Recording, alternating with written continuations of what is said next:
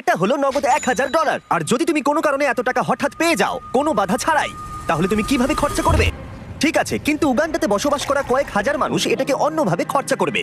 এখানে বসবাসকারী বেশিরভাগ মানুষের দৈনিক রোজগার $1 থেকে $2, যার মানে হলো শিক্ষা পাওয়ার জন্য, ব্যবসা শুরু করার জন্য, পর্যাপ্ত স্বাস্থ্য সেবা পাওয়ার জন্য, এমনকি বিদ্যুৎ পাওয়ার জন্য এটা একেবারেই যথেষ্ট নয়। কিন্তু আমি মনে করি এর সমাধান খুবই সহজ, এই টাকা দিলেই সমাধান হয়ে যাবে। কিন্তু এটাও ঠিক, এমন লোকদের এতগুলো টাকা একসাথে দেওয়া ঝুঁকিপূর্ণ হয়ে যাবে যারা এতগুলো টাকা এর আগে কখনো একসাথে পায়নি। তাই যখন একটা অর্গানাইজেশন এই কাজে আমাদেরকে সাহায্য করবার জন্য এগিয়ে এলো, তখন আমরা জানতাম আমাদের আরো জানবার জন্য সেখানে যেতে হবে।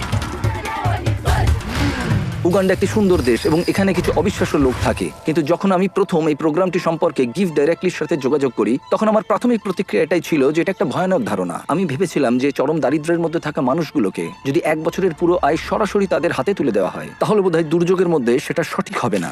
গিভ ডিরেক্টলি একটা সিলেকশন প্রসেসের মধ্য দিয়ে অর্থনৈতিকভাবে সবথেকে পিছিয়ে পড়া গ্রামগুলোকে বেছে নেবে আর প্রত্যেকটা ফ্যামিলিকে সাইন আপ করাবে।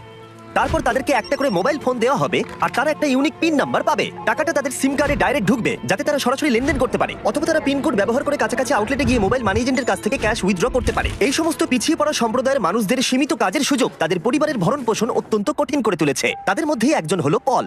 আমার স্ত্রী আর 2 সন্তান আছে। আমরা 4 জনে থাকি। আমার পরিবার দিনে একবারই খেতে পায়। আমরা একবারই খাই, রাতের বেলা, যেটা আমার কাছে খুব কষ্টকর। যদি পলের একটু বেশি অর্থ থাকতো তাহলে সে সেটাকে শুধুমাত্র ব্যবসাতেই বিনিয়োগ করতো না, বরং তার সন্তানরা এর পাশাপাশি ভালো শিক্ষার সুযোগও পেত। আমার এখন জীবনের লক্ষ্য হলো সিনিয়র 4 সার্টিফিকেট পাওয়া। হয়তো তারপর আমার জীবনের কোনো একটা উন্নতি ঘটবে কোনোভাবে। চরম দারিদ্র্যের মধ্যে বসবাসকারী লোকেরা খুবই সীমিত। তাদের বেশিরভাগ দিন অতিবাহিত হয় ছোটখাটো কাজে এবং তারা নিজেরা এই দারিদ্র্যের চক্র থেকে বেরিয়ে আসতে পারে এটা তারা ভাবতেই পারে না। 1 বছর আগে এরকমই অবস্থা ছিল টিয়ান এবং লকুরের। তাদের বাচ্চারা স্কুল ছেড়ে দিয়েছিল আর তাদের এলাকায় কাজ খুঁজে পাওয়া অত্যন্ত কঠিন ছিল। কিন্তু গিভ ডিরেক্টরির কাছ থেকে ডোনেশন পাওয়ার পর তাদের জীবন একেবারেই বদলে যায়। তারা সেই ডোনেশন ব্যবহার করে জমি কেনে এবং নিজেরাই সেই জমিতে চাষ করতে শুরু করেছে। তারা একটা গ্রেন মিলও কিনেছে এবং তারা এখন গোটা সম্প্রদায়ের জন্য শস্য প্রক্রিয়াকরণ করে অল্প প্রফিটও করছে। তারা এখন তাদের সেই প্রফিট দিয়ে নিজেদের বাড়িতে একটি দোকান খুলতে চায়। তার সাথে লকুরে এখন গ্রামের মধ্যে একটা রিফুয়েলিং স্টেশনও চালু করেছে। এই প্রোগ্রামটি কি করতে পারে তার জ্বলন্ত উদাহরণ এটা, কারণ এর ফলে তাদের ব্যবসা এবং অর্থনীতি দুটোরই উন্নতি হয়। তাও আমাদের সন্দেহ ছিল এই ডিরেক্ট ক্যাশ দেওয়াটা কতটা কাজে আসবে। আমরা জানতে চাইছি এতে ওদের কি কি সুবিধা হবে ওদের ট্র্যাডিশনাল সিস্টেমগুলোকে কাজে লাগিয়ে। তাই আমরা স্থানীয় গিভ ডাইরেক্টলি ফিল্ড অফিসার সিলভেস্ট্রোর সাথে দেখা করলাম। আমি এই কমিউনিটির মধ্যেই থাকি, আমি কারামজাতে কাজ করি। আমি এখানেই জন্মেছি এবং এখানেই বড় হয়েছি। আমার ক্ষেত্রে যেটা হয়েছিল, যখন আমি বড় হচ্ছিলাম, মানে যখন আমি স্কুলে পড়ছিলাম, বিশেষত যখন আমি সেকেন্ডারি এডুকেশনের জন্য পড়ছি, আমার বাবা মায়ের কাছে অতটা টাকা ছিল না যাতে তারা আমার পড়াশোনা আরো এগিয়ে নিয়ে যেতে পারে। তাই আমাদের বাড়িটা বিক্রি করে দেয় যাতে আমি স্কুলে যেতে পারি। সেটা ছিল আমার কাছে আমার স্বপ্ন বিক্রি করে দেওয়ার মতো, আমার সবকিছু বিক্রি করে দেওয়ার মতো। এটা ছিল এক চরম দারিদ্রতা, আমাদের কাছে কোনো কিছুই ছিল না। যখন আমি গিভ ডাইরেক্টলিতে জয়েন করলাম, আমি বুঝতে পারলাম যে এটা অনেক অনেক আলাদা। আগে আমি যাদের সাথে চ্যারিটি করেছি তাদের থেকে অনেক আলাদা। গিভ ডাইরেক্টলি আমাদের ডিরেক্ট ক্যাশ দেয়, সেই ক্যাশটা আমাদের কমিউনিটির মধ্যে যায় আর সেই ক্যাশটা আমাদের কমিউনিটির বিজনেসও বাড়ায়। এই ক্যাশটার বদলেই আমরা আমাদের চাহিদা পূরণ করতে সমর্থ হই। মানুষ দারিদ্র্যের মধ্যে আটকে পড়েছে প্রচেষ্টার অভাব বা সামর্থ্যের অভাবে নয়, সুযোগের অভাবে তারা দারিদ্র্যের মধ্যে আটকে পড়েছে। তাদের মধ্যেই একজন হলো জোসেফ, যিনি গ্রামের প্রধান। কেউ কেউ অনেক দূরের জমির মালিক, তাই আপনার যেটা সব থেকে বেশি দরকার সেটা হলো টাকা, যাতে আপনি কাছাকাছির মধ্যে জমি কিনতে পারেন। আমরা এই ঘাসের বাড়ি তৈরি করি আর উই পোকা এই ঘাসগুলো খুব দ্রুত খেয়ে নেয়, তাই খুব বেশি দিন এই বাড়িগুলো থাকে না। আমরা পরের বছর আবার এগুলো তৈরি করি, ধ্বংস করি, আবার তৈরি করি, এভাবেই চলতে থাকে। কিন্তু এই গ্রামে বাড়ির সমস্যাই একমাত্র প্রধান সমস্যা নয়। ক্ষুধা, দারিদ্রতা এবং শিক্ষার অভাব এই সমস্ত সম্প্রদায়ের মানুষদের অন্যতম প্রধান সমস্যা। তার নিজের গ্রাম পরিচালনা করার বোঝা ছাড়াও জোসেফ গুরুতর স্বাস্থ্য জটিলতায় ভুগছে। কয়েক বছর আগে তার স্ট্রোক হয়েছিল, যেটা তাকে দুর্বল করে দিয়েছে এবং তার কাছে পর্যাপ্ত অর্থ না থাকায় সে প্রয়োজনীয় ওষুধও কিনতে পারছে না। জীবনযাপন এখানে সত্যি খুব কঠিন। আমি বাঁচবো কিনা আমি জানি না, আমি সত্যিই জানি না, কারণ আমার যে রোগটা হয়েছে সেটা খুবই কঠিন। আমি সত্যিই জানি না। এখানে প্রত্যেকের নিজের নিজের চাহিদা রয়েছে এবং আমরা যেটা বুঝতে পেরেছি সেটা হলো এই মানুষগুলোকে একটা ভালো ভবিষ্যৎ দিতে গেলে তাদের নিজেদের এবং তাদের পরিবারের জন্য সিদ্ধান্ত নেওয়ার ক্ষমতা দিতে হবে। তাই আমরা ঠিক করেছি গিভ ডিরেক্টলির সাথে যুক্ত হয়ে এই গ্রাম এবং আশেপাশের 300টি পরিবারকে অর্থ অনুদান করে সাহায্য করব তাদের উজ্জ্বল ভবিষ্যতের জন্য। তাই যখন গিভ ডিরেক্টলি টিম গ্রামগুলোর চূড়ান্ত তালিকা প্রকাশ করছিল, যেটা করতে সারাদিন সময় লাগবে, তখন ড্যান এবং ড্যারেন গ্রামটা ঘুরে দেখলো, যেখানে তারা ছুরি ধার দেওয়ার যন্ত্র দেখতে পেল। তোমার কি মনে হয় এটা আমরা আরো ভালো করতে পারবো? হ্যাঁ, আমার মনে হচ্ছে আমরা ভালো করব। এই তো, তুমি পারবেই। এই তো, এইভাবে। হ্যাঁ, এবার এখন এগুলো টেস্ট করার সময়। ওরা কি টেস্ট করার জন্য চিকেন এনেছে? না, ওরা আমাদের জন্য চিকেন আনেনি। আমাদের পেছনে এখন অনেক লোক দাঁড়িয়ে আছে আর ওরা দেখবে যে সব থেকে ভালো কে ছুরি ধার দিয়েছে। যদি তোমরা ফুটেজটাকে রোল ব্যাক করে দেখো তাহলে দেখতে পাবে ড্যারেনকে একজন অ্যাসিস্ট করছে ছুরিটা ধার দেওয়ার জন্য, আর আমি পুরোটা একা একা করে গেলাম। আমি অনেক বেশি প্রফেশনাল ভাই। হ্যাঁ। ঠিক আছে। আর এখন ড্যান এবং ড্যারেনের পালা। আমি চ্যাম্পিয়ন। হ্যাঁ হ্যাঁ, তুমি চ্যাম্পিয়ন, তুমি champion, চ্যাম্পিয়ন। ড্যারেন হার মানতে না পেরে অন্য কিছু চেষ্টা করলো। সমগ্র আফ্রিকা জুড়ে লোকেরা তাদের মাথার উপরে জিনিসপত্র বহন করে থাকে। ড্যান আর আমি এখন সেটাই চেষ্টা করতে যাচ্ছি। ওরে বাপরে। দাঁড়াও। আরে তুমি দাঁড়াও। ইয়া। তুমি কি ঠিক আছে? তোমার হাত নিচে তো? হ্যাঁ, তুমি এটা নিয়ে দাঁড়িয়ে আছো কি করে? ঠিক আছে। তুমি তৈরি তো? ও, আমি জিতে গেছি।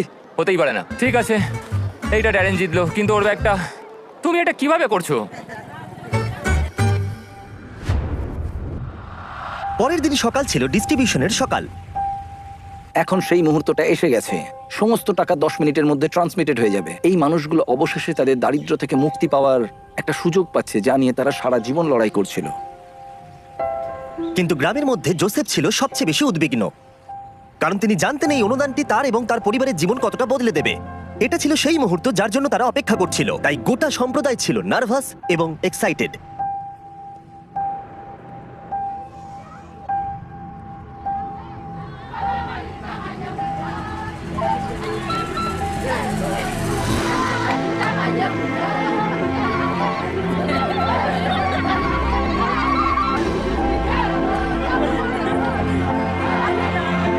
এটি অনেকগুলো মানুষের জন্য একটা সত্যি অসাধারণ মুহূর্ত। এটা শুধুমাত্র এই মানুষগুলোর জন্য নয়, বরং তাদের সন্তান এবং পরবর্তী প্রজন্মের জন্যও সুযোগ। গিফট ডিরেক্টলির সাথে যুক্ত হয়ে আমরা এই গ্রামের হাজার হাজার মানুষের জীবন পরিবর্তন করতে সক্ষম হয়েছি।